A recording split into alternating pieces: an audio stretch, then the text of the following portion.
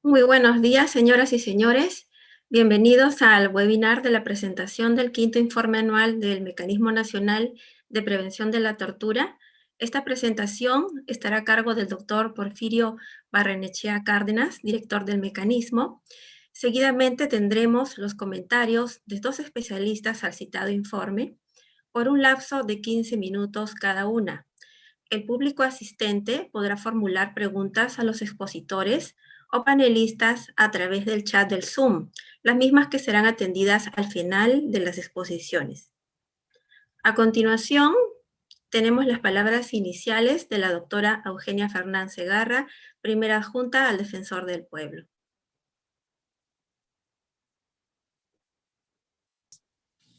Muy buenos días. Doctora Nora Seas, integrante del Subcomité para Prevención de la Tortura de Naciones Unidas y punto focal para Perú. Doctora Bárbara Coloniese, coordinadora general del Mecanismo Nacional para la Prevención de la Tortura de Brasil. Doctor Porfirio Barrenechea Cárdenas, director del Mecanismo Nacional de Prevención de la Tortura de la Defensoría del Pueblo. Señores y señores, sea esta una oportunidad para saludarlos y saludarlas y darle la más cordial bienvenida a este evento de presentación del quinto informe anual del Mecanismo Nacional de Prevención de la Tortura y agradecer profundamente por la participación de nuestras distinguidas expositoras. Desde que se inició la gestión del Defensor del Pueblo, el doctor Walter Gutiérrez Camacho, se tuvo especial preocupación por cumplir con el mandato establecido en el protocolo facultativo a la Convención para la Prevención de la Tortura de Naciones Unidas, suscrito por el Estado peruano, y también de la dación de la Ley 30394, que amplía las competencias de la Defensoría del Pueblo y la constituye como ese mecanismo nacional de prevención de la tortura en nuestro país. Es por ello que en abril del 2017 se incluyó al mecanismo como un órgano de línea que depende directamente de la primera adjuntía al Defensor del Pueblo. El quinto informe anual del Mecanismo Nacional de Prevención de la Tortura da cuenta de las actividades de este órgano entre abril del 2020 a marzo del 2021. Este periodo, como ustedes pueden apreciar, coincide con la declaratoria de la pandemia por COVID-19, por lo que muchas de las actividades programadas para el año 2020 se tuvieron que replantear. Pero por otro lado, nos dio la oportunidad de hacer uso intensivo de herramientas tecnológicas, como correos electrónicos, WhatsApp, videoconferencias, etcétera, mediante las cuales el mecanismo pudo cumplir y seguir cumpliendo sus funciones. Esto indudablemente ha permitido sostener una comunicación con las autoridades y las diferentes entidades vinculadas a los lugares de privación de la libertad, así como con las personas que realmente están en esta condición. Durante el periodo del quinto informe anual del mecanismo, se ha continuado con la atención de los sectores de la población en los que se han identificado vulnerabilidades múltiples y a su vez transversales, como son las poblaciones de niñas, niños y adolescentes confinados y mujeres privadas de libertad en establecimientos penitenciarios. En el periodo del 1 de abril del 2020 al 31 de marzo del presente año, el mecanismo elaboró 3 informes especiales que justamente tienen que ver con las condiciones en las que viven estas poblaciones. Más aún en un contexto de emergencia sanitaria por el COVID-19, en el que se han exacerbado y agravado el déficit de servicios que debieran estar a disposición de las personas privadas de libertad.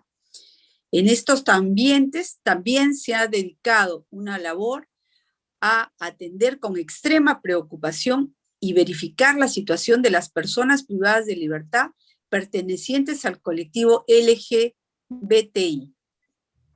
El informe que el director del mecanismo pondrá en vuestra consideración también da cuenta del relacionamiento con el Subcomité de Prevenciones de la Tortura de Naciones Unidas, como con otros mecanismos nacionales de prevención de la tortura de Latinoamérica, con organizaciones nacionales e internacionales de la sociedad civil y los proyectos y convenios implementados en este periodo. Finalmente, me cabe exhortarlos y exhortarlas a unir esfuerzos para informarse e informar sobre la existencia del Mecanismo Nacional de Prevención de la Tortura de la Defensoría del Pueblo, la línea de la promoción y difusión de asumir en una sociedad segura que coadyuvará a que nuestras intervenciones en cumplimiento de nuestras competencias constitucionales, razones privadas de libertad. Muchas gracias y que tengan un buen día. Muchas gracias, doctora Eugenia. A continuación, le cedemos el uso de la palabra al doctor Porfirio Barrenechea Cárdenas para la presentación del respectivo informe. Muchas gracias, Cecilia. Un saludo cordial a nuestras comentaristas, nuestras panelistas, a la doctora Nora Beas, a Bárbara Colonís, que nos acompañan en esta oportunidad, a la doctora Eugenia por sus palabras iniciales, y a todos ustedes que nos acompañan en esta oportunidad en la presentación de este informe. Este informe que representa ya el quinto informe anual del mecanismo, un informe que pretende ser una rendición de cuentas de las actividades que realizamos, así lo establece la ley 30.394, y también es el espíritu que siempre tiene la Defensoría del Pueblo en general y también el mecanismo en especial de poder informar sobre las acciones que realiza en un periodo de tiempo. En esa oportunidad, como bien lo mencionaba la doctora Eugenia Fernán, el informe comprende abril de 2020 a marzo del 2021. Es un marco importante para nosotros porque a nivel institucional cumplimos 25 años de creación de la Defensoría del Pueblo y también coincide con el quinto informe anual del Mecanismo de Prevención de la Tortura de Perú. Mencionar muy rápidamente que el fundamento de la existencia de un mecanismo nacional de prevención de la tortura en el Perú tiene que ver con compromisos internacionales que asumió el Estado peruano en la medida de haber suscrito y ratificado la Convención contra la Tortura de las Naciones Unidas en julio de 1988, el protocolo facultativo a la Convención, que fue ratificado por el Perú en julio de 2006, y también normativa nacional que mencionamos, como por ejemplo la ley 30.394 de diciembre del 2015, que amplía las facultades de la Defensoría del Pueblo y la constituye como un mecanismo nacional de prevención de la tortura en nuestro país, y asimismo la resolución defensorial de abril de 2017 que incorpora a el Mecanismo Nacional de Prevención de la Tortura como un órgano de línea al interior de la institución, ¿no? Esto nos permite poder en estos 5 años haber realizado una serie de actividades que están establecidas en el protocolo facultativo y en la ley de creación del mecanismo, como las visitas a los lugares de detención para la prevención de la tortura, hacer recomendaciones a las autoridades competentes, darle seguimiento al proceso de la aplicación de las recomendaciones que mencionamos, elaborar informes públicos como este que presentamos en esta oportunidad, pero también informes especiales, temáticos, que seguramente vamos a dar cuenta más adelante, la necesidad de una independencia organizativa y funcional que permita realizar nuestras actividades, es propio también de las labores que realiza la Defensoría del Pueblo, el perfeccionamiento constante y permanente de los métodos de trabajo y las estrategias para poder cumplir con nuestra labor, y el contacto necesario, fundamental, con el subcomité, con los mecanismos nacionales de prevención de la tortura de otros países, la sociedad civil, entre otros. En este periodo del informe, cabe mencionar que, como lo mencionaba la doctora Eugenia Fernán, coincide con la declaratoria de la emergencia sanitaria por el COVID-19. actividades que teníamos pensado realizar durante el 2020, que tenían que ver con las supervisiones, con el fortalecimiento de capacidades del personal del mecanismo, el seguimiento a las recomendaciones ya realizadas a través de las visitas presenciales, pues tuvieron que replantearse tomando en cuenta las restricciones que se dieron a propósito de la dación del estado de emergencia. Este estado de emergencia restringió el acceso a los lugares de privación de libertad. Podemos mencionar, por ejemplo, que en los establecimientos penitenciarios se generaron limitaciones para el ingreso a los familiares, a los abogados, y eso generó pues una serie de protestas y de personas heridas, fallecidas incluso, ¿no? Parte de este contexto en el que lamentablemente iniciamos en marzo del 2020 y continuamos, ¿no? Asimismo, en este periodo también se presentaron detenciones por parte de las fuerzas del orden en las que se identificó un uso excesivo de la fuerza, actos de vulneración de la dignidad e integridad, así como actos de discriminación a miembros del colectivo LGBTI.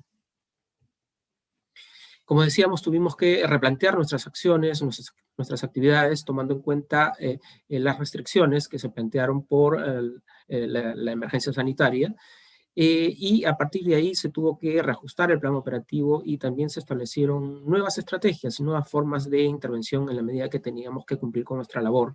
El uso de la tecnología, de las herramientas de Internet, nos permitieron repotenciar herramientas virtuales de comunicación que fueron fundamentales.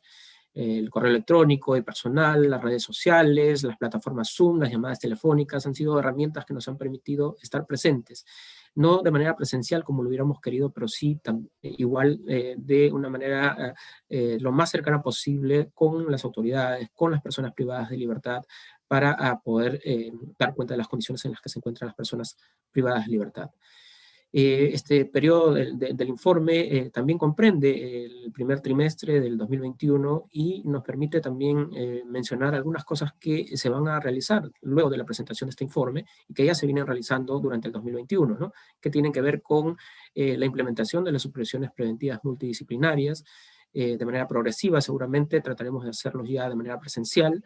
La implementación de otros espacios de supervisión como los centros de atención residencial para adultos mayores, la supervisión a los colegios militares, por ejemplo, y también los lugares de detención donde se encuentran las personas que forman parte del colectivo LGBTI como parte de las actividades que tenemos pendientes para el 2021. Las líneas priorizadas en el periodo de este informe se mantienen en relación a las líneas que se plantearon en los años anteriores, tomando en cuenta las limitaciones de recursos y de personal, pero con el ánimo de poder hacer visibles algunos sectores especialmente vulnerables, además de la privación de la libertad que pudieran tener. Y es el caso, por ejemplo, de las niñas, niños y adolescentes privados de libertad, las mujeres privadas de libertad en establecimientos penitenciarios, que además del solo hecho de la privación de libertad, también presentan vulnerabilidades múltiples. Y así podemos encontrar niñas, niños o adolescentes privados de libertad que pertenecen a población indígena, que pudieran tener alguna discapacidad, que pudieran pertenecer al colectivo LGBTI, por ejemplo, ¿no? Y que son situaciones transversales que nosotros identificamos y por eso priorizamos este sector de la población privada de libertad. De igual manera, en el caso de las mujeres, encontramos mujeres privadas de libertad, efectivamente, pero también mujeres embarazadas, mujeres con hijos, mujeres que pertenecen a la población indígena, mujeres con discapacidad, adultas mayores, mujeres que pertenecen al colectivo LGBTI también, ¿no? Entonces son vulnerabilidades que nosotros hemos identificado y que nos permiten poder priorizar dentro de nuestras líneas de intervención. Sin duda el contexto de la pandemia nos llevó a también poder hacer visible una situación en particular, que es la de las personas privadas de libertad en este contexto de la emergencia sanitaria, lo que ha generado una serie de situaciones que hemos identificado que han sido vulneratorias de derechos de las personas privadas de libertad, y en específico lo mencionamos y tenemos imágenes ahí de la población LGBTI privada de libertad, con situaciones bastante denigrantes, por cierto, y que seguramente vamos a profundizar y a investigar en la medida que también queremos hacer un informe especial al respecto, ¿no? Pero el contexto de la emergencia sanitaria también reveló una serie de carencias y dificultades y actos de discriminación y uso excesivo de la fuerza al momento de las intervenciones. En este periodo de abril del 2020 al 31 de marzo del 2021 hemos presentado 3 informes especiales. Uno referido a lo que mencionábamos hace un momento, a las condiciones de las personas privadas de libertad en el contexto de la emergencia sanitaria por COVID-19. Un informe especial también, el número 5, denominado Seguimiento a recomendaciones sobre las condiciones de las niñas y adolescentes privados de libertad. Y el informe especial número 6, que también es un informe de seguimiento a recomendaciones de las mujeres en establecimientos penitenciarios y otras supervisiones en el contexto de COVID-19. Tenemos ahí a la vista algunas imágenes representativas de cada uno de estos informes que dan cuenta justamente de las supervisiones y de los hallazgos y recomendaciones que hemos podido identificar. En relación al informe especial número 4, permítanme hacer algunos alcances. Este informe tiene que ver, como decíamos, con las condiciones de las personas privadas de libertad en el contexto de la emergencia sanitaria. Se pudieron identificar e intervenir en situaciones de vulneración de derechos de las personas privadas de libertad, información que llegó directamente a la Defensoría del Pueblo a través de las 38 oficinas que tiene la institución, información que nos ha llegado directamente también al mecanismo de prevención de la tortura, a través de los medios de comunicación, a través de las organizaciones de la sociedad civil, que también han hecho llegar situaciones que hemos identificado vulneratorias durante este periodo de emergencia, que tienen que ver, por ejemplo, con las detenciones policiales, la detención de la población LGBTI, las detenciones en los establecimientos penitenciarios, en los centros juveniles, en los establecimientos militares, en las escuelas de formación policial, en los centros de acogida para niños, niñas y adolescentes, en los centros de atención para adultos mayores, situaciones como la vulneración de derechos de los detenidos tras el decreto de emergencia sanitaria, temas como discriminación y menosprecio respecto a miembros de la comunidad LGBTI por parte de las fuerzas del orden, y la visibilización de temas postergados sobre, por ejemplo, la situación de precariedad que existen en los establecimientos penitenciarios. Asimismo, en este informe damos cuenta de las recomendaciones que el Subcomité para la Prevención de la Tortura hizo a los estados peruanos, a los estados, en especial al estado peruano, en relación a las medidas que deberían tomar para proteger los derechos de las personas privadas de libertad en el contexto de la pandemia. Estas recomendaciones fueron trasladadas también desde el mecanismo a las diferentes instancias del Estado, entre ellas el Instituto Nacional Penitenciario, el PRONACEG, el Ministerio de Defensa, las Fuerzas Armadas, el Ministerio de la Mujer y Poblaciones Vulnerables, el INAVIF, el Ministerio del Interior, la Policía Nacional, el Ministerio de Salud, el Poder Judicial, entre otros. En relación al informe número 5, denominado Seguimiento a recomendaciones sobre condiciones de las niñas, niños y adolescentes privados de libertad, podemos mencionar que es un informe que continúa un informe que presentamos anteriormente, que fue el informe número 3, referido justamente a la situación y las condiciones de las niñas y adolescentes privados de libertad, y lo que hace es darle seguimiento a la implementación de las recomendaciones que se plantearon en su momento y ver el nivel de cumplimiento de las mismas. Para ello se utilizaron instrumentos de recojo de información escrita a través de pedidos de información a las instituciones involucradas en el funcionamiento de los lugares de privación de libertad, a los funcionarios, la posibilidad de contacto a través de las videoconferencias, de las llamadas telefónicas y en general del uso de las herramientas que tenemos en este momento como para dar seguimiento a la respuesta de las autoridades, también el testimonio de las personas privadas de libertad, en este caso las niñas, adolescentes, en los diferentes lugares de privación de libertad, y a partir de ahí tener la información que nos permita saber si se han implementado o no las recomendaciones que se plantearon en su momento. El informe número 3 daba cuenta de 32 recomendaciones a las cuales se les ha hecho seguimiento. Podemos decir en este informe número 5 ya de resultados del seguimiento de recomendaciones que de un total de 32 recomendaciones, 22 fueron implementadas, es decir, el 68% fueron implementadas. 5 se encuentran en proceso, que son el 16%, y 5 más que aún no han sido implementadas, que a la vez también representan el 16%, ¿no? Asimismo, en el contexto de la pandemia por COVID-19 se encontraron nuevos hallazgos en los centros de acogida residencial, por ejemplo, de Cajamarca, Abancay, Lambayeque y Loreto, en los cuales hubo sobrepoblación, falta de mecanismos de atención de quejas, falta de profesionales en psicología, entre otros.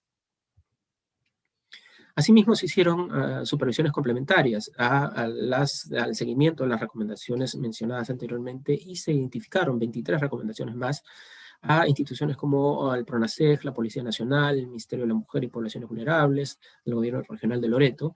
De estas 23 recomendaciones, podemos mencionar que 17, es decir, el 74%, han sido implementadas, 5, es decir, el 22%, se encuentran en proceso de serlo, y una, que es el 4%, no ha sido implementada todavía.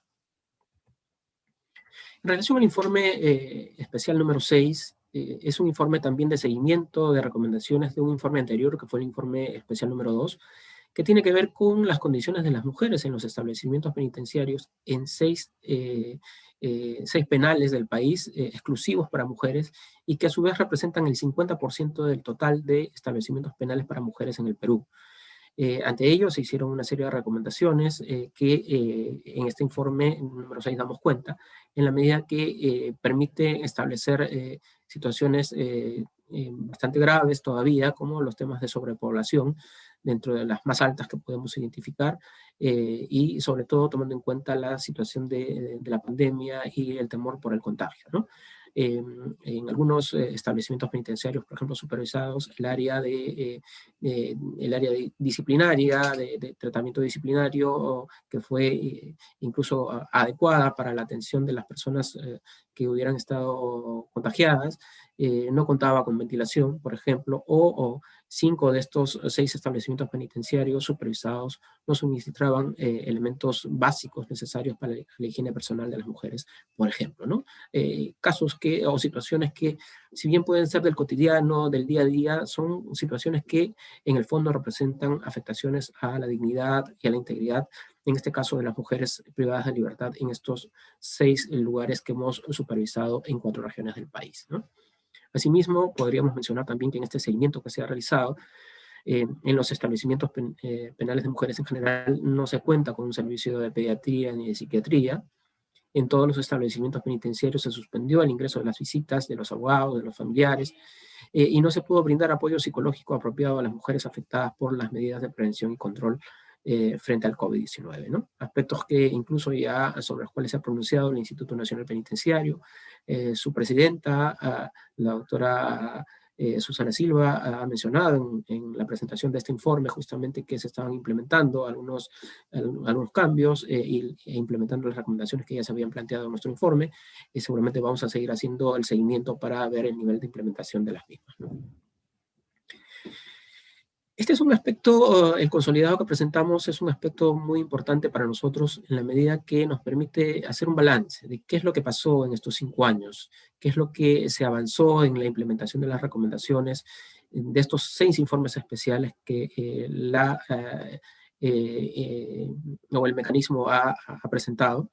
Y podemos decir, por ejemplo, que han habido 202 recomendaciones planteadas en estos 6 informes, de las cuales 56, es decir, el 23%, han sido implementadas, se encuentran en proceso, perdón, el 28%, en proceso 46 y no implementadas 100.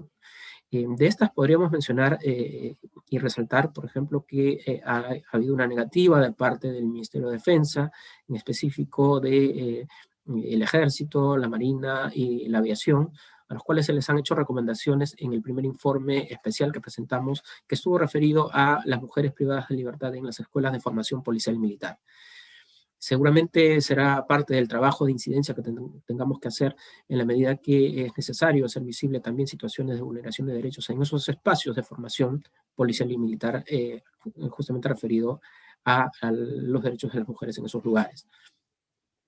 Además, también mencionar, sin embargo, que Los informes 2, 3, 4, 5 y 6 que hemos presentado tienen un nivel de implementación, cada uno de ellos superior al 60%, ¿no? Y eso creo que es importante también mencionarlo en la medida que instituciones que han sido objeto de nuestra supervisión y del planteamiento de recomendaciones han venido colaborando también de manera directa y efectiva, ¿no? Ahí no sé si se puede observar en la pantalla de manera clara, pero tenemos ahí un recuento y un balance de las instituciones a las cuales les hemos hecho llegar las recomendaciones que hemos planteado nosotros en nuestros informes, y podríamos destacar, por ejemplo, que el Ministerio de la Mujer y Poblaciones Vulnerables es una de o la institución con más recomendaciones en número implementadas y en porcentaje también. El PRONACEG también destaca con un número importante de implementación de recomendaciones. Algunos establecimientos penitenciarios como el de Arequipa, que también representa un número importante de implementación de recomendaciones y de porcentajes en general del total de las recomendaciones que se hicieron llegar. También no hay que dejar de mencionar que hay instituciones que no han cumplido con la implementación de recomendaciones, como el Ministerio de Defensa, y en específico el Ejército, la Marina y la Aviación, que no han informado de la implementación de ninguna de las recomendaciones planteadas, ¿no? Esto a manera de balance, de poder decir esto es lo que se ha podido avanzar en relación a la implementación de recomendaciones. Entendemos que todavía hay mucho trabajo por realizar. Una cosa que queríamos compartir con ustedes es la labor que hubo en noviembre del año pasado, a propósito de la crisis política en la que se produjo la vacancia presidencial, se designó a un presidente que estuvo pocos días y se designó al actual presidente de la República. Durante esta crisis política se presentaron diversas movilizaciones y manifestaciones ciudadanas en las que se apreció un alto nivel de violencia por parte de algunos miembros de la Policía Nacional debido al uso excesivo de la fuerza. Es decir, la respuesta del Estado fue bastante violenta en términos de uso de la fuerza, que nosotros en su momento lo dijimos como mecanismo, y en específico también y sobre todo la Defensoría del Pueblo a través de comunicados y observaciones que hizo el propio Defensor del Pueblo. Hubo sin duda un uso excesivo de la fuerza y eso afectó los derechos de las personas que salieron en protesta.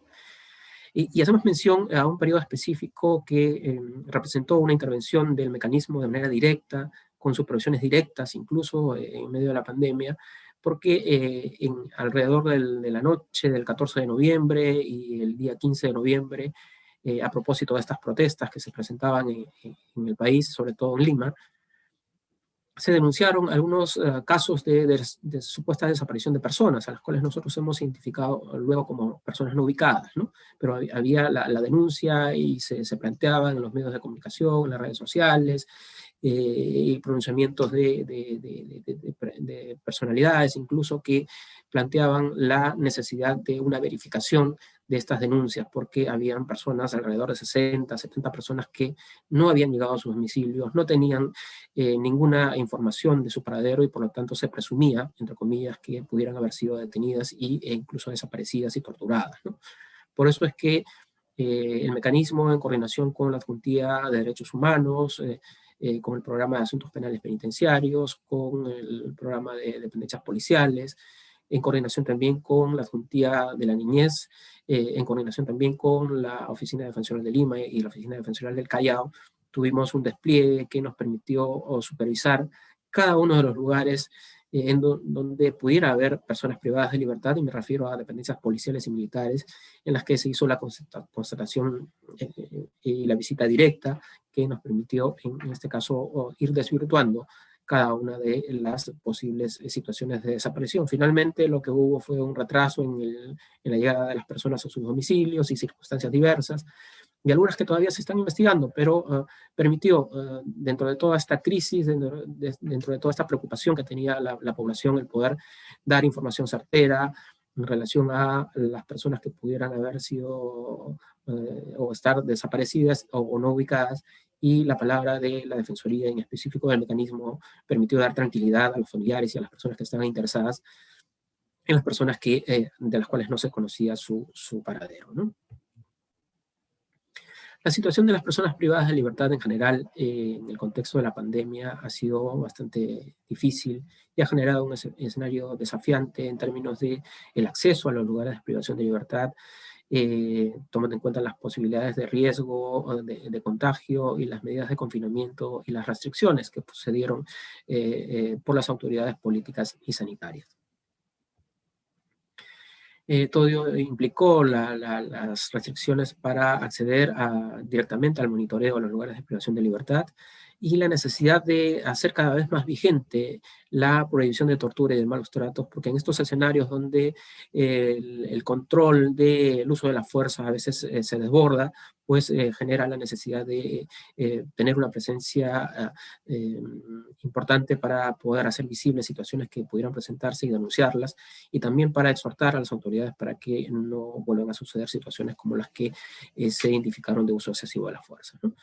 En este contexto se dieron algunas medidas para aliviar la situación de hacinamiento, por ejemplo, en los establecimientos penitenciarios, en los centros juveniles para adolescentes infractores a la ley penal, medidas que tuvieron que ver con el Ministerio Público, con el Poder Judicial, que en el caso específico de los centros penitenciarios, si bien se tomaron decisiones al respecto, el nivel de hacinamiento no ha bajado mucho y por lo tanto permanece y se mantiene en relación a la precariedad de esa situación en los establecimientos penitenciarios. En relación a los lugares o a los centros de acogida residencial, se adoptaron medidas para mejorar la detección, la verificación, la atención y el monitoreo de los casos de contagio.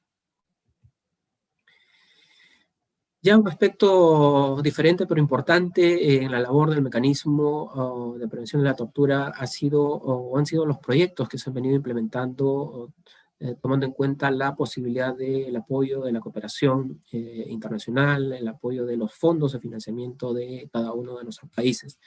Y uno de ellos es el proyecto que tenemos ya desde el año pasado con la Procuración Penitenciaria de la Nación Argentina, con los que hemos establecido un proyecto de intercambio para fortalecer capacidades que ha tenido el auspicio, el financiamiento del APSI, de la Agencia de Cooperación Internacional del Perú, y también de la Agencia de Cooperación de Argentina, a través del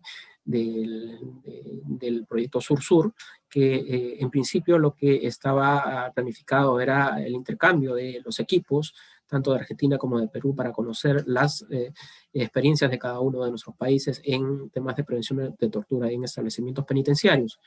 Sin embargo, esto tuvo algunos tropiezos, justamente por el tema de la pandemia, lo que no imposibilitó el poder cumplir con el objetivo de fortalecer las capacidades, y a través de las videoconferencias que hemos tenido en los últimos meses hemos podido compartir las experiencias en general de las actividades que realizamos y de los temas específicos que cada uno de nosotros venimos trabajando en cada uno de nuestros países. También a propósito de el aporte y el apoyo del Fondo OPCAT de Naciones Unidas y a través de un proyecto que presentó el Instituto de Derechos Humanos de la Asociación Internacional de Barras de Abogados, que tiene su sede en Londres, el IBARI, pudimos acceder a recursos que han permitido la formación de miembros del Mecanismo Nacional de Prevención de la Tortura y también de colegas de las regiones de la Defensoría del Pueblo en temas relacionados al Protocolo de Estambul.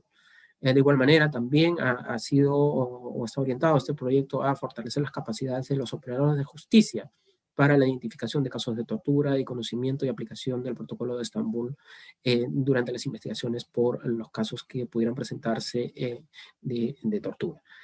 En estos meses, sobre todo en este año, a inicios ha habido 2 reuniones con el equipo del mecanismo y varios colegas de las diferentes regiones de la Defensoría del Pueblo, para justamente trabajar estos temas, y durante el mes de mayo, durante todo el mes de mayo, cada semana nos hemos ido reuniendo con 2 grupos en Lima y en las regiones del norte, Tumbes, Piura, Lambayeque, La Libertad, Ancash, Amazonas y Cajamarca, con operadores de justicia y también con personal de la Defensoría del Pueblo, jueces, fiscales, abogados de la defensa pública, médicos legistas, quienes han participado de esta capacitación que ha involucrado a especialistas internacionales y nacionales que han permitido tener la posibilidad de verificar la importancia de la aplicación del Protocolo de Estambul en la investigación por casos de tortura, ¿no? Todavía tenemos pendiente en este proyecto para junio, el 23 de junio, un evento, un foro público,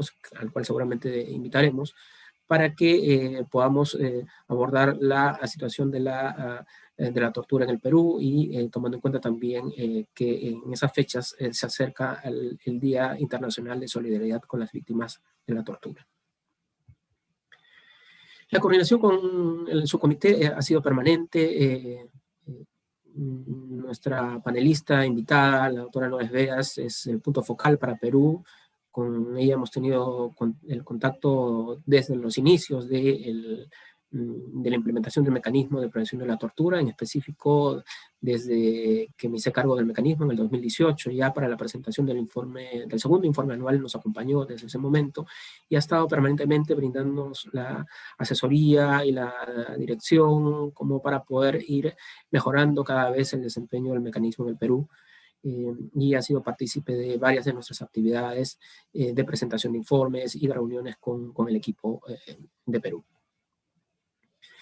La coordinación con otros mecanismos nacionales de prevención de la tortura ha sido también importante porque nos ha permitido el intercambio de experiencias, de trabajo, de información, de comentarios también en algunos eventos con mecanismos de prevención de la tortura como los de Ecuador, de Uruguay, de Chile, de Brasil, como nos acompaña ahora Bárbara en esta oportunidad, por ejemplo, también en el caso del Comité Nacional de Prevención de la Tortura de Argentina, con quienes justamente estamos viendo la posibilidad también de un convenio, y la colaboración y la participación y el trabajo conjunto a través de la red de mecanismos de prevención de la tortura de Latinoamérica que fue implementado por la Asociación para la Prevención de la Tortura en el año 2018 y que se mantiene y se fortalece cada vez más, ¿no? El contacto con otras organizaciones nacionales e internacionales también es fundamental, la sociedad civil, que es muy importante para nosotros en la medida que nos permite tomar en cuenta la perspectiva de la sociedad civil en relación a lo que viene pasando sobre las personas privadas de libertad y posibles casos de tortura. Coordinaciones muy puntuales con la Coordinadora Nacional de Derechos Humanos, justamente a propósito de lo que mencionábamos, de la situación de la crisis política en noviembre, por ejemplo, donde se verificaron los listados, se dio seguimiento a las denuncias de posibles casos de desaparecidos. Con la Asociación Paz y Esperanza, con quienes hemos trabajado de la mano muy cercanamente, para darle seguimiento a las denuncias de tortura que hubieron justamente de los casos mencionados a propósito de la crisis política en noviembre del año pasado, con el CAPS, con el Centro de Atención Psicosocial, con quienes tenemos un convenio suscrito desde el año pasado y quienes nos brindan el soporte en relación a la mirada y la perspectiva de la salud mental para poder realizar nuestras actividades, desde ya nuestro agradecimiento y reconocimiento a ellos, y también a Comiset, con quien también tenemos un convenio vigente y con quienes hemos coincidido en una serie de acciones y actividades de fortalecimiento de capacidades del mecanismo y también de un proyecto con el cual accedimos a través de Comiset y el auspicio de la Unión Europea hace unos meses atrás. También instituciones internacionales, mencionábamos ya la Asociación para la Prevención de la Tortura, muy importante para el trabajo nuestro, el respaldo que se nos ha brindado desde el inicio y la posibilidad de la articulación con otros organismos y otros mecanismos de prevención de la tortura de Latinoamérica.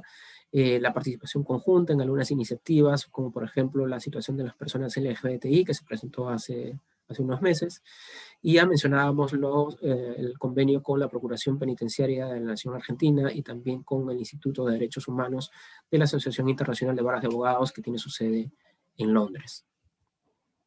Actividades de difusión, de capacitación, de fortalecimiento de capacidades, las hemos venido desarrollando. Un tema que mencionamos y que seguramente ustedes lo han podido ver de manera recurrente, que lo he mencionado así, porque es nuestro interés el fortalecer las capacidades del mecanismo y de la Defensoría para poder hacer las supervisiones en relación a lo que viene pasando con el colectivo LGBTI, privado de libertad. Y ya hemos tenido 2 encuentros internos con especialistas, con personas que nos han ayudado un poco a ver la temática en relación a la población LGBTI privada de libertad, actividades que se realizaron el 2 de septiembre del año pasado y también en marzo de este año, y nos corresponde una más seguramente que ya va abordar la experiencia que han tenido otros mecanismos de prevención de la tortura que han abordado ya este tema y que nos va a servir mucho seguro para poder implementar nuestras acciones en las supervisiones de este tema. Otras presentaciones de informes, muy rápidamente, en relación a la presentación del cuarto informe anual. Presentamos nosotros nuestro informe anual en junio del año pasado, que es un informe similar a este, que es de rendición de cuentas de las actividades que se realizaron, que fue en junio, como decíamos, del año pasado. La presentación del del informe especial número 4 en agosto del 2020, donde nos acompañó Lores Beas, Silvia Díaz y mi colega Gabriela Hidalgo de Ecuador, la directora del Mecanismo de Prevención de la Tortura de ese país también, ¿no? De igual manera, la presentación del informe especial número 5 en noviembre del 2020, con la participación también de especialistas, nuevamente la doctora Lores Beas acompañándonos en las presentaciones de nuestros informes, que para nosotros es un respaldo importante, y especialistas de Uruguay, la representante de UNICEF en el Perú, que también se conectó desde Madrid, pero estuvo presente también en esta presentación, y luego ya también la presentación del informe especial número 6, donde también contamos con la participación de especialistas, que fue en febrero del 2021. Algunas reflexiones finales a propósito de estos 5 años de creación del mecanismo de la ley 30.394, que amplía las facultades de la Defensoría del Pueblo y la constituye como mecanismo de prevención de la tortura. Avances y logros, efectivamente, creo que uno de ellos es la propia implementación del mecanismo y que esté funcionando y que esté realizando algunas actividades de supervisión, que presente informes, creo que entendemos que es uno de los avances y logros. Sin embargo, también hay todavía grandes retos y dificultades en términos de la asignación de recursos, que no es ajena a ninguna institución pública, ni a la propia Defensoría, pero entendemos que es un tema que tenemos que seguir haciendo incidencia para que podamos tener los recursos, el personal necesario, que podamos apuntar a esa necesidad de multidisciplinaridad que es necesaria y que lo establece el subcomité para que el mecanismo tenga un equipo multidisciplinario que no esté solo compuesto de abogados, que somos la mayoría en la Defensoría del Pueblo, sino que también podamos contar en el equipo con médicos, médico-legistas, con psicólogos, con psiquiatras, con trabajadores sociales, en fin, ¿no? Con un equipo que permita hacer visible la situación de las condiciones en las que se encuentran las personas privadas de libertad. Sin duda hay una serie de actividades que hemos proyectado para este año y para los siguientes, en la medida que es necesario incorporar también otros sectores vulnerables, a los cuales también se presentan situaciones transversales que pueden poner en riesgo sus derechos a la dignidad, a la integridad, incluso a la vida, ¿no? Y por lo tanto, la necesidad de ingresar a temas como las condiciones de las personas LGBTI privadas de libertad, la situación de los adultos mayores también que se encuentran privados de libertad, la situación de los colegios militares, donde no se forman solo a oficiales y suboficiales, sino específicamente donde la educación secundaria se le encarga a una dependencia militar o policial, también pueden representar situaciones de riesgo de vulneración de derechos, ¿no? Son parte de las cosas que nosotros estamos planteando para más adelante, pero seguramente vamos a dar cuenta en los siguientes informes al respecto. Sin duda es necesario en estos 5 años destacar la labor de seguimiento que ha venido realizando el subcomité a través de la doctora Lores Beas al mecanismo de prevención de la tortura de Perú, ¿no? Creo que eso es algo muy importante que nos fortalece y que nos ayuda a seguir creciendo. De igual manera, el contacto con los mecanismos de prevención de la tortura en la región, que nos han permitido también conocer las experiencias y ir compartiendo con ellos, y la sociedad civil, organizada tanto nacional como internacional, que nos ha permitido también poder seguir avanzando. El aprendizaje, la capacitación, el fortalecimiento del equipo creo que es fundamental y debe mantenerse hacia adelante. Eso es algo que tiene que plantearse de manera continua y es un reto también para cada uno de nosotros para poder cada vez hacer mejor nuestro trabajo. En este punto no quisiera dejar pasar la oportunidad de mencionar al equipo que me acompaña, ¿no? El equipo del Mecanismo de Prevención de la Tortura, que está integrado por Jorge Vega, Cecilia Rospigliosi, Evelyn Llanos, Megan Gutiérrez, Nicola Crospoma y nuestra asistente administrativa Miriam Macasi, ¿no? Sin ellos no hubiera sido posible, sin ellos ni ellas no hubiera sido posible el poder presentar este informe, ni las actividades, ni las acciones que hemos desarrollado en este tiempo. Desde ya mi reconocimiento y agradecimiento a ellos y a ellas para poder realizar nuestra labor, ¿no? Son aspectos que nosotros queremos plantear de todas maneras y que queríamos importante mencionar en esta presentación de este informe, como decíamos, que es una rendición de cuentas de lo que hemos venido realizando en este periodo de tiempo y en este periodo específico también en el que la Defensoría del Pueblo cumple 25 años de su creación y el mecanismo 5 años desde que se dio la ley de creación en diciembre del 2015. Con estas palabras yo termino mi presentación. Muchas gracias. Muchas gracias, doctor Porfirio. A continuación tengo el agrado de presentar a la doctora Nora Esveas, miembro del Subcomité para la Prevención de la Tortura de las Naciones Unidas, que actualmente se desempeña como punto focal para el Perú. Ella es psicóloga clínica y profesora en el Departamento de Psicología de la Universidad de Oslo, experta en refugiados, violaciones de derechos humanos y consecuencias psicológicas de la tortura y la violencia, así como en el tratamiento y rehabilitación de víctimas de tortura y violencia. Adelante, doctora. Muchas gracias y buenos días todos y todas. Y muchas gracias por la invitación y para este evento. Y gracias a ti, Porfirio, por la presentación de tu trabajo o del trabajo del mecanismo y la presentación del equipo. Es muy impresionante y siempre me da una gran felicidad de participar en eventos y leer el informe y tener el contacto con el mecanismo. Pero seguramente el tiempo pasa muy, muy rápido, porque 3 años atrás estuve en Lima, donde estaba en la presentación del segundo informe del mecanismo. Era un evento muy lindo en el set de Defensoría, ahora con una forma un poco diferente, pero espero un día volver a Lima y poder comentar el informe también en la compañía con ustedes y tener oportunidades de discutir tantos temas importantes. Pero es increíble, 5 años de trabajo muy, muy intenso del mecanismo y mis felicitaciones con este cumpleaños, los primeros 5 años. Estoy segura que van a continuar en la misma forma y fortalecer más aún en el tiempo que estamos entrando.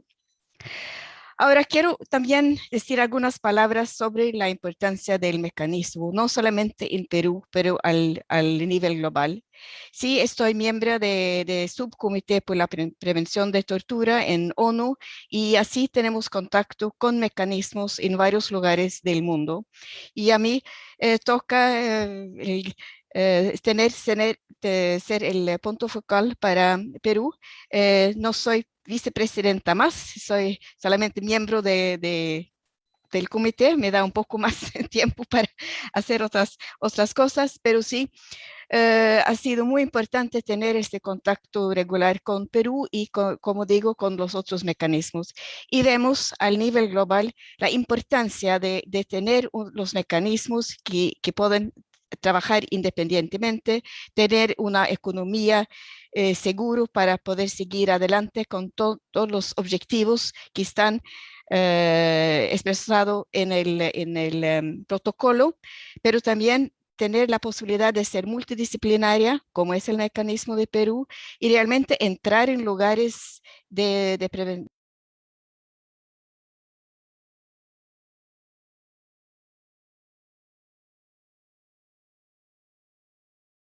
sin ningún tipo de impedimento.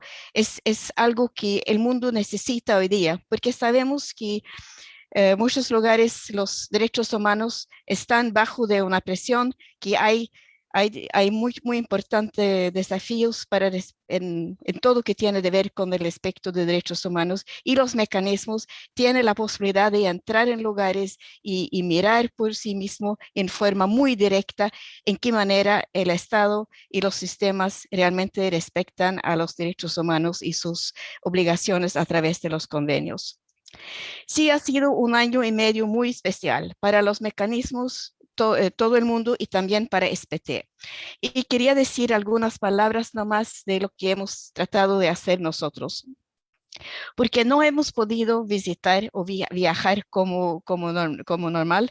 Normalmente visitamos entre 8 y 10 países en el mundo durante un año, entrando en cárceles, hospitales, todos diferentes lugares y haciendo una inspección y supervisión muy directa y con informes también a los estados después. Normalmente muy cercana de los grupos de los mecanismos en el país. Eso no ha sido posible hacer, ni encontrarnos en Ginebra. Y ahora la semana entrante tenemos la tercera reunión virtual en el SPT sin estar juntos en Ginebra. También hace las cosas bastante complicado. Pero lo que hemos tratado de hacer es desarrollar recomendaciones para los países, sobre todo para las situaciones donde gente está privada de libertad, decir a los estados para evitar todo que tiene que ver con la sobrepopulación, para evitar las enfermedades, pero también para hacer más posible una situación digna para los que quedan en los cárceles y las situaciones privadas de libertad. Entonces, eso ha sido una de las recomendaciones muy fuertes, bajar el nivel de población. También la importancia de mantener contacto con familias para los que están adentro. También mantener diferentes tipos de actividades y todos los que tienen que ver con la vida cotidiana de los que están privados de libertad. Eso es uno de los trabajos que hemos hecho y salimos ahora con unos nuevos número de recomendaciones para los estados sobre esta situación. También hemos trabajado con un comentario general, sobre todo en la definición de qué son lugares privados de libertad. Y una de las discusiones que estamos discutiendo, y estaba mirando también en el chat, que alguien mencionaba la situación para los viejos. Y sí estamos discutiendo en qué tipo de lugares para los ancianos, que también podemos entrar bajo del mandato. Y entiendo que eso también ha sido una discusión en Perú y también han tenido experiencias sobre eso. Y nosotros en SPT estamos esperando comentarios y reflexiones para los diferentes, tanto estados como mecanismos, con respecto al comentario general. Entonces, eso ha sido un trabajo importante. Quiero ahora mencionar lo que para mí parece lo más importante trabajo y yo creo el verdadero valor del mecanismo en Perú y cómo ellos han definido su trabajo. Y de nuevo, muchas gracias por todo el trabajo que presentaron hoy día, pero quiero subrayar algunos puntos para mí que parece muy claro y muy importante. El primero es que el mecanismo de Perú siempre ha tenido una perspectiva muy clara frente a las personas que están en situaciones vulnerables. Grupos vulnerables han sido un aspecto prioritario desde el primer momento del trabajo del mecanismo. Y eso podemos ver tanto en la manera que está presentado, bueno, dentro de las visitas cuando esto era posible y también en los informes especiales, porque durante estos años, como hemos ya escuchado, han desarrollado varios informes específicos con un enfoque muy concreto a diferentes grupos que están en situaciones vulnerables. Eso ha creado un entendimiento y también un conocimiento de su situación y también problemáticos que están enfrentando a ellos.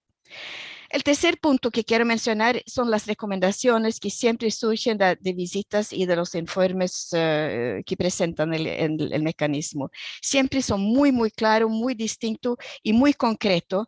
Y además el trabajo muy profundo de un análisis de todas las recomendaciones y también el estadístico que hemos visto tanto en el informe como en el PowerPoint hoy, en que ¿quién está realmente implementando las recomendaciones del mecanismo? ¿Qué instituciones del país no están escuchándolas y haciendo lo que deberían hacer? ¿Y en qué forma podemos decir que las recomendaciones están media implementadas o están en proceso? O, bueno, como pueden ver del estadístico.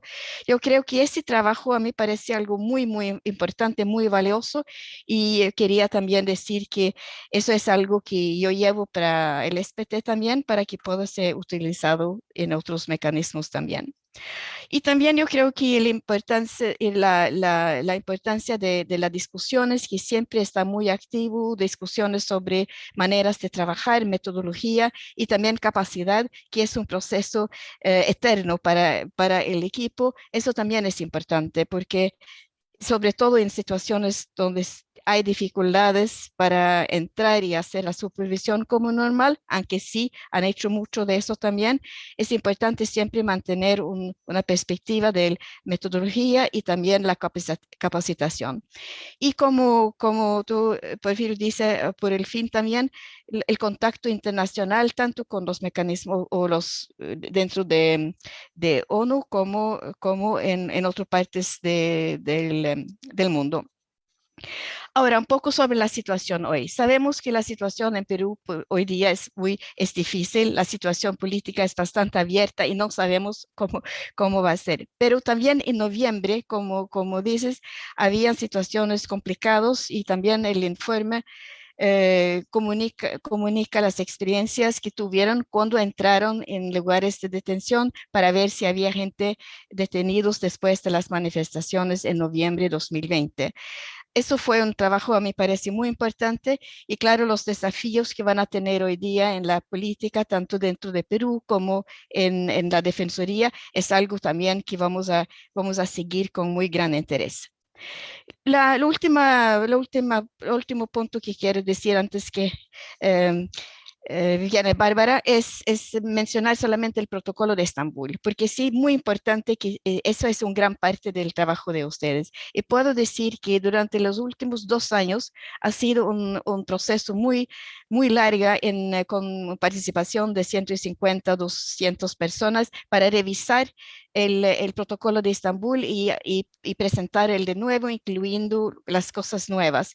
Entonces, espero este año podemos publicar de nuevo el nuevo protocolo de Estambul, y eso, claro, va a ser traducido para diferentes idiomas también. Ok, con esas palabras quiero decir de nuevo muchísimas gracias, muy impresionante el trabajo y mucha buena suerte, y gracias y mantenemos en contacto. Hasta luego a todos. Chao, chao. Muchas gracias, doctora Nora. Seguido tenemos los comentarios de la doctora Bárbara Colonice, coordinadora general del Mecanismo Nacional de Prevención de la Tortura de Brasil. Ella es perita grafotécnica formada por el Instituto Universitario de la Policía Federal Argentina, Buenos Aires. Tiene un posgrado en criminalística y criminología e investigación de homicidios, y también es especialista en el protocolo de Estambul y protocolo brasilero de pericia forense en el crimen de tortura. A continuación, doctora. Buenos días, buenas tardes a todos, a todas y a todos acá presentes. Me gustaría saludar cordialmente a la doctora Eugenia Fernández, doctora Cecilia, doctor Javier Mena de ACNUD, doctora Nora Díaz del SPT, personas a cual nutro mucha admiración por el trabajo singular que realizan. Luego saludar cordialmente y agradecer la honorable invitación del MNPT de Perú en la persona del doctor Porfirio para contribuir con reflexiones importantes acerca de todas las cuestiones que involucran la difícil misión de implementar una política de prevención a la práctica de ese crimen de lesa humanidad que es la tortura. El quinto informe anual es un trabajo impecable del mecanismo y un importante instrumento de diagnóstico de la situación de detención en diversos centros de detención en el contexto de la pandemia del COVID-19. Estuve muy impresionada con todos los ambientes donde estuvieran los peritos y peritas del MNPT, incluso cuando incluye esa cuestión de las manifestaciones. Me pareció increíble este trabajo y me gustaría registrarlo. Es impresionante también el trabajo sobre las recomendaciones y el control, el acompañamiento de sus implementaciones. Registro la admiración por este logro, pues siendo del MNPT de Brasil, sabemos cómo es desafiador este trabajo de monitoreo. Y ya nos inscribimos como para acercarnos en diálogo sobre esta cuestión porque nos pareció estupenda el trabajo increíble. De tantas cuestiones que trae, tantas cuestiones serias que trae el informe, destaqué algunas, por la cuestión de tiempo, elegí algunas situaciones que me gustaría comentar, mientras, ¿no? En cuanto herita del MNPT Brasil. Primero, voy a dar un destaque para la situación de la población LGBTI+.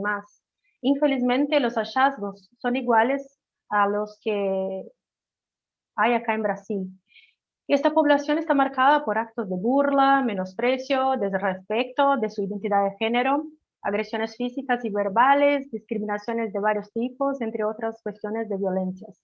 Es necesario que miremos con aún más cuidado hacia las poblaciones vulnerables aprisionadas como la población LGBTI+, indígena, extranjeros, personas con deficiencia, ancianos, mujeres, campesinos y otras más.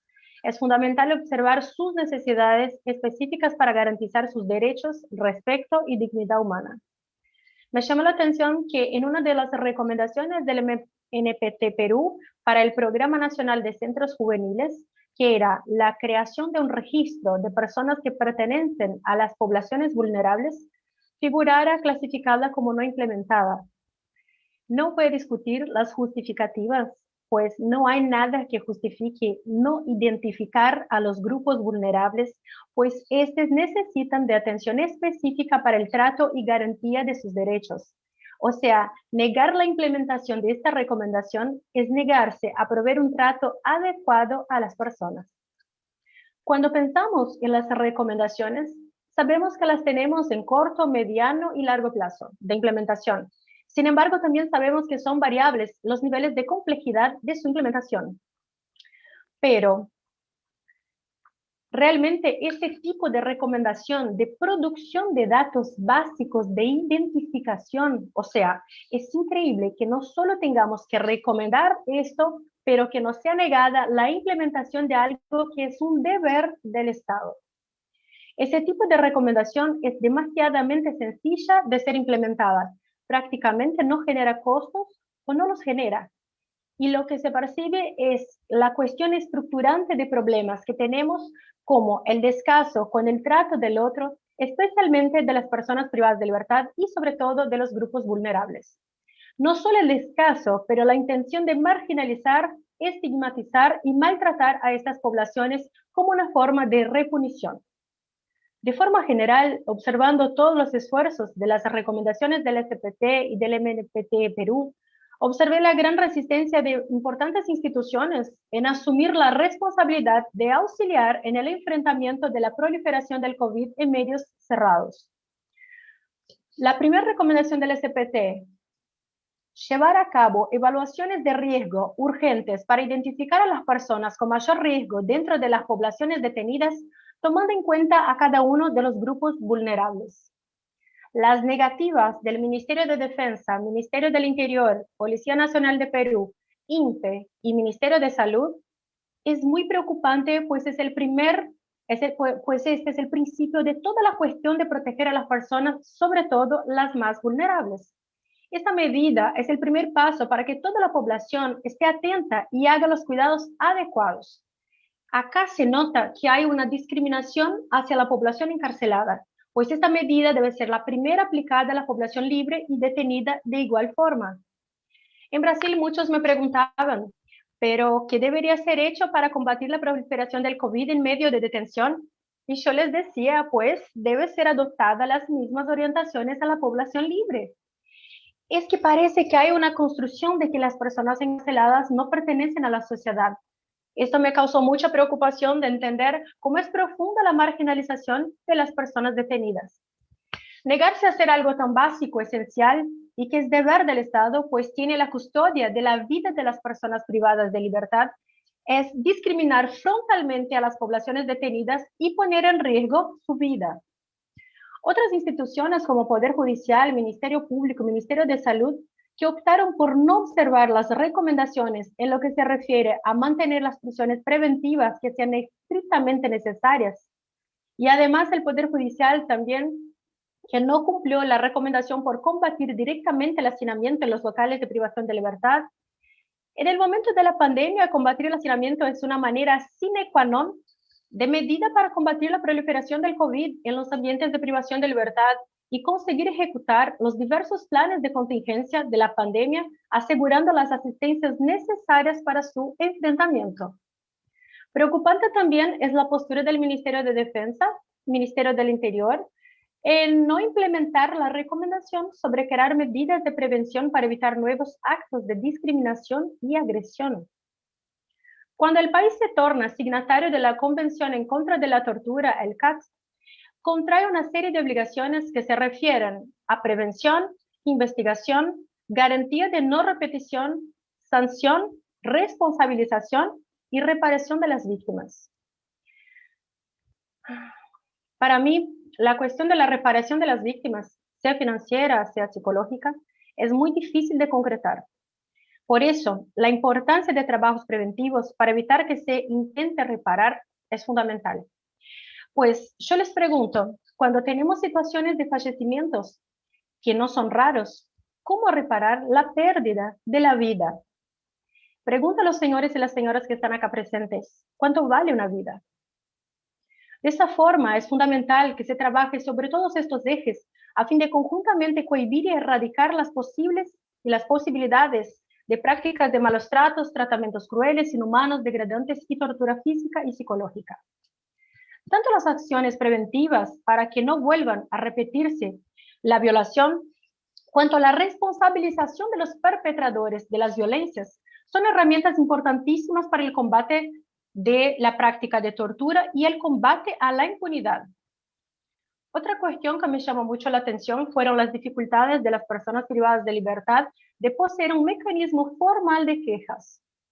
No podemos olvidar que la tortura es un crimen de oportunidad y cercear, disminuir, interrumpir estas oportunidades es fundamental para el éxito de la extinción de tales prácticas. O sea, en el contexto de la pandemia, donde hubo una ausencia de órganos fiscalizadores o su disminución, ausencia de la presencia de autoridades, de visitas familiares, de abogados, y aún la ausencia de mecanismos de quejas, seguramente permitieron que se expandieran todas las oportunidades para la práctica de la tortura. Según el Mecanismo Nacional de Brasil, en el contexto de la pandemia, la incomunicabilidad fue uno de los más graves vectores de tortura.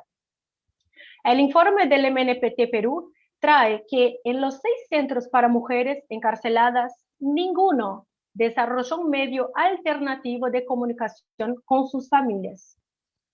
El impacto de la prohibición, de la inexistencia del contacto con sus familiares, hijos y hijas, trae consecuencias en el ámbito de la salud mental que pueden resultar en la práctica de la tortura psicológica.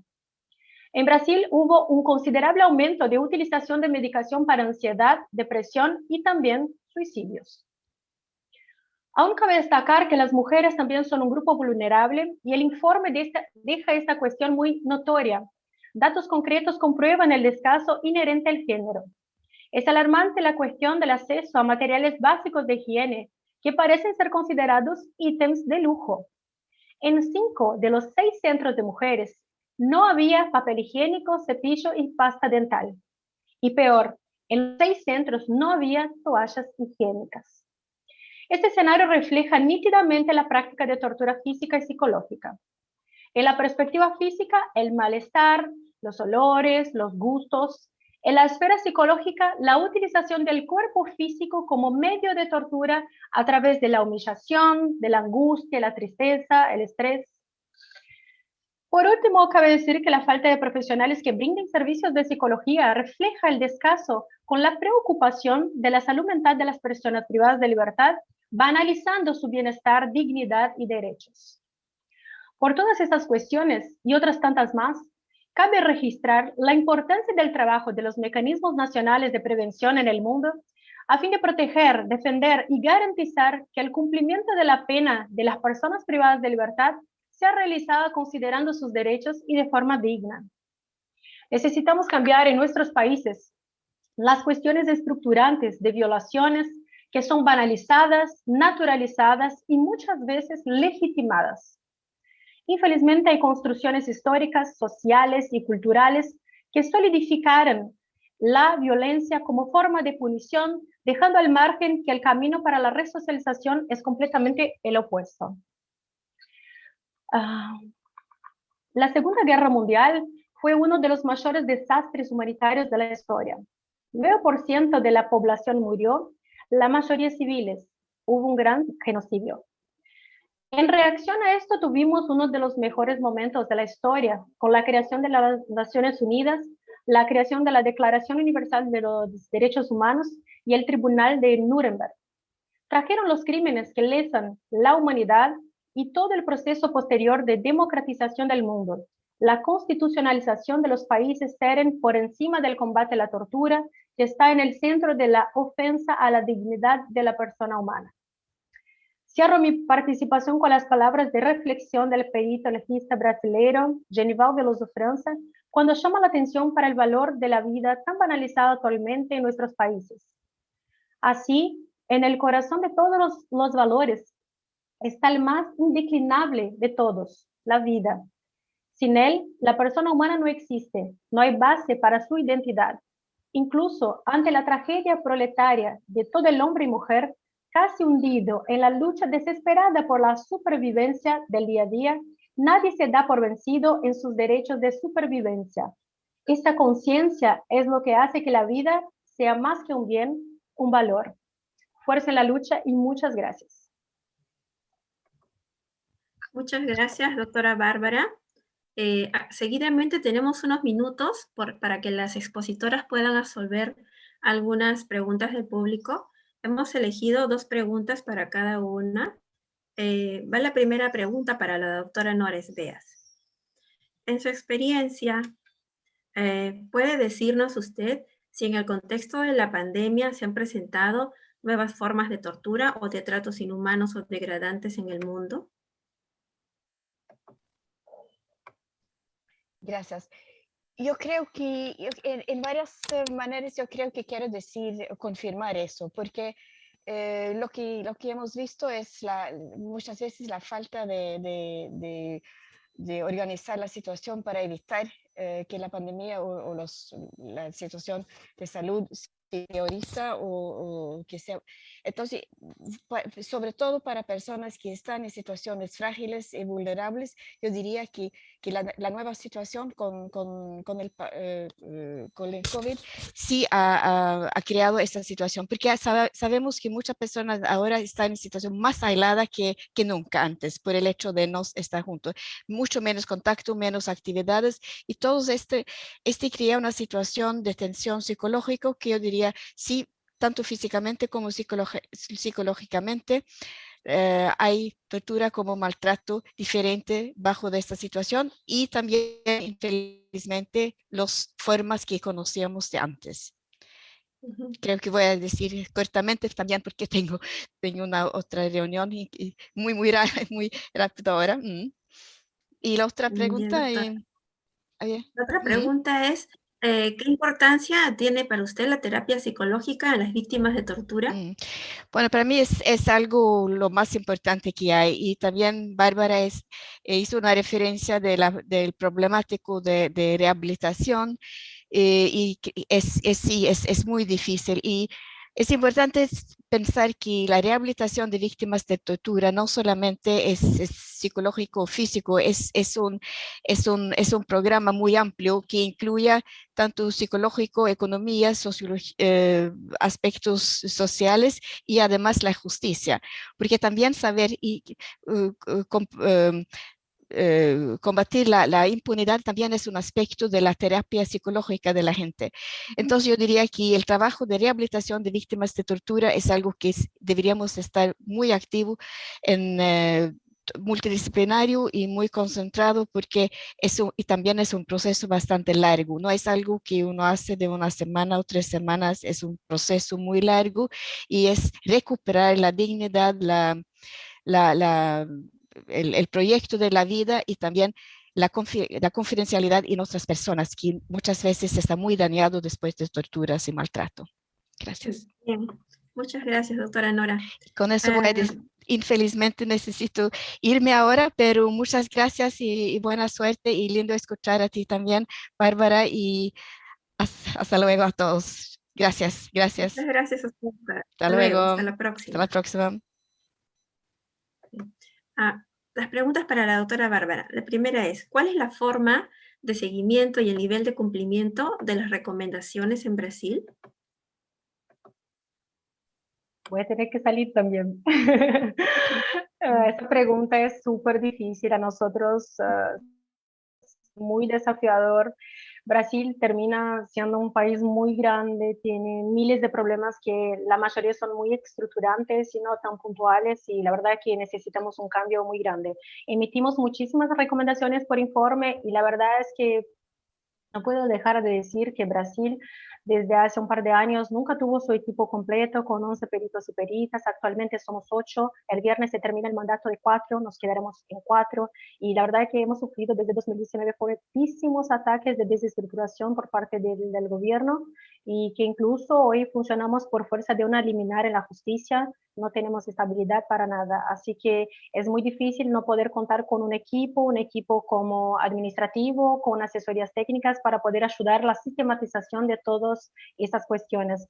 Entonces, el resumen es que para Brasil es un gran desafío hacer este trabajo de Perú. Cuando leí todo el informe me quedé muy impresionada y seguramente vamos a necesitar de algunas charlas como para entender un poco y ver las orientaciones de ese trabajo tan estupendo para ver cómo podemos intentar hacer algo en ese sentido.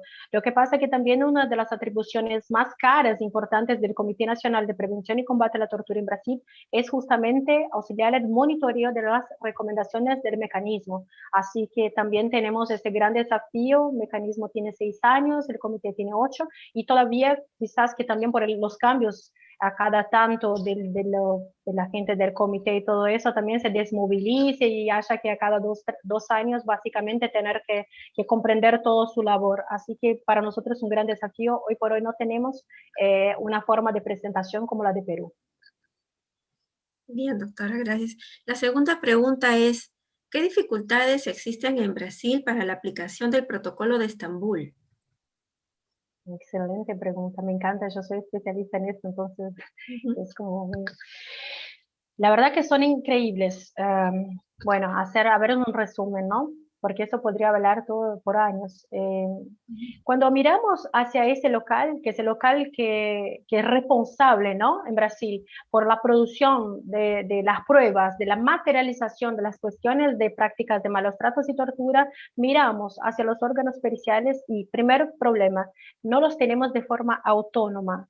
Son conectados a las secretarías de seguridad pública o mismo a las fuerzas policiales. Entonces, con este problema de la autonomía ya tenemos un gran problema porque es como completamente inadecuado, sin autonomía, hacer un laudo pericial diciendo que su compañero incluso de la policía cometió algún tipo de acto de tortura. Entonces, por obvio que es un problema muy grande. Algunos ya tienen algún nivel de desvinculación de estas instituciones, pero muy poco todavía, y las que se desvincularon también todavía tienen esa mentalidad todavía muy policialesca y es muy difícil romper todas estas cuestiones estructurantes. Bueno, por otro lado, la pericia en Brasil es muy sucateada, o sea, no tiene ni recursos humanos suficientes, ni recursos materiales para hacer un buen trabajo. Y otro, para hacer el protocolo de Estambul sabemos que necesitamos de 3 profesionales esencialmente, que serían el médico legista, el psicólogo forense, el psiquiatra forense. Bueno, en Brasil tenemos médicos legistas porque no da para tener un instituto médico legal sin ellos, pero hay provincias en Brasil que atienden a nivel nacional que tienen 2 médicos legistas. Entonces, con esto ya tenemos un problema de que pensar en todo el papel del Instituto Médico Legal queda difícil. Segundo, no tenemos en todos los institutos médicos legales psiquiatras. No tenemos. En un 50% de las provincias de Brasil hay psiquiatras. Entonces, ahí ya tenemos el segundo problema. Y el tercero, psicólogo forense, no es una carrera pericial. Todavía no hay concursos para ellos, ni formaciones. Y el tercer nivel de problema es que en Brasil no tenemos, eran los profesionales, condiciones materiales, autonomía. Uy, me perdí aquí. No tenemos los profesionales. Bueno, por lo menos esto, no tenemos autonomía, no tenemos los profesionales, y no tenemos capacitación. El mecanismo nacional tiene apenas 6 años, intentamos hacer eso, pero no conseguimos brindar de forma sistemática las capacitaciones. Entonces, cuando tenemos un equipo mejor o una estructura mejor, sea material, sea de personal, no tenemos personal formado, ¿no? Con esa con esa cuestión para entender cómo proceder a la implementación de este manual tan importante y eficaz para la comprobación de las prácticas de tortura y malos tratos. Muchas gracias, doctora Bárbara. Finalmente, invitamos al doctor Porfirio Barrenechea Cárdenas, director del Mecanismo Nacional de Prevención de la Tortura de la Defensoría del Pueblo, para las palabras de cierre de este webinar. Cecilia, muchas gracias. En estas palabras finales no quisiera dejar pasar el saludo cordial a Xavier Mena, que es representante de la Oficina Regional del Alto Comisionado de Derechos Humanos de las Naciones Unidas, quien nos está acompañando en esta presentación. Desde ya también un saludo cordial. El agradecimiento a Bárbara y a Nores Veas por sus comentarios, por sus apreciaciones, por sus gentiles palabras en relación a la labor que realizamos en Perú, y muy agradecidos por el tiempo que han destinado para nosotros. Y un agradecimiento también especial a todos aquellos que se han conectado, que están participando de este evento, y que para nosotros representa también un aspecto importante que nos permite poder, como decíamos al inicio de la presentación, rendir cuentas sobre nuestras acciones, sobre nuestras actividades como Mecanismo Nacional de Prevención de la Tortura. Un agradecimiento cordial a todos ellos, a todos ustedes, y al equipo del mecanismo que está con nosotros también participando el día de hoy, ¿no? Un saludo cordial para todos ustedes, un agradecimiento desde el mecanismo, desde la Defensoría, para cada uno de ustedes y que tengan una buena jornada. Muchas gracias. Bien, muchas gracias, doctor Porfirio, muchas gracias a todos. De esta manera damos por concluido el webinar de la presentación del quinto informe anual del MNPT y los invitamos al próximo webinar institucional denominado Vacunas contra el COVID-19, que se realizará este viernes 11 de junio a las 11 de la mañana, en el que se contará con la participación del reconocido médico Elmer Huerta. Las esperamos. Muchas gracias.